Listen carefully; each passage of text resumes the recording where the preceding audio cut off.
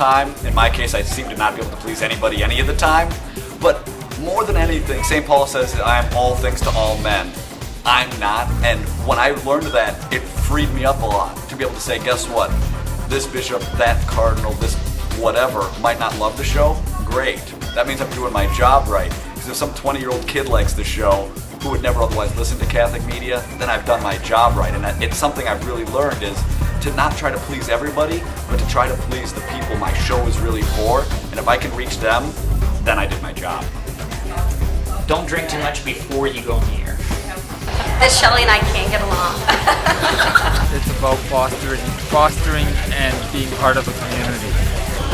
Podcast about what your passion is and know your audience. Pair. There's a ton of people out there. That's like the biggest thing to me. There's this huge world out there full of people. You never know who you're reaching.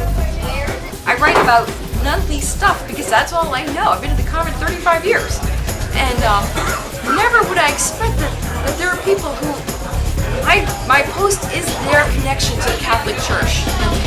It's very important to remember the dignity of every single person. And in the audience. When you're in this medium, whether it be through radio, podcasting, blogs, it's very easy to forget the humanity of every person who participates or consumes the same media. That every single person has a story. They've got pain, they've got hurts, they've got joys, just like you.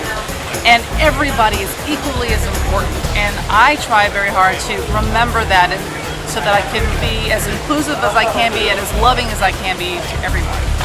Learn to budget your time. Blogs have a tendency, there's a lot of mission creep that can happen on a blog, and they can tend to take over your life, especially if you're writing about what interests you. To always try to keep prayer and God at the center of everything, and not let your personal life be harmed or your prayer life be harmed by what you do in life. Learned how to Google really well when I don't know how to do something, but I've also learned that I can turn to the friends around me for both tech issues and for faith issues that come up, that I can reach out to other people for support. The sky is the limit when it comes to reaching people. We tend to think that the only people we can reach are those that are interested in our religious message. But if you start with the question, well, what are they looking for? And help people get one level deeper to, well, why are you looking for that stuff? And you can bring them to that more fundamental question is, who am I looking for? And the ultimate answer, of course, is God. Then you can evangelize the world, and literally we can reach billions of people. Be nicer to people, be respectful of others. I may be trying to put across one perspective in a very innocent way, but I have to be aware of the fact that that could be misinterpreted or somehow still hurtful, even when that was not my intention.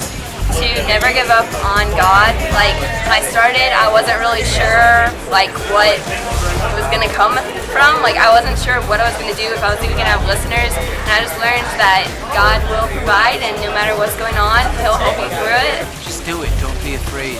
It doesn't matter if you don't have perfect quality all the time, because it reminds everybody out there that we're human just like those who are listening.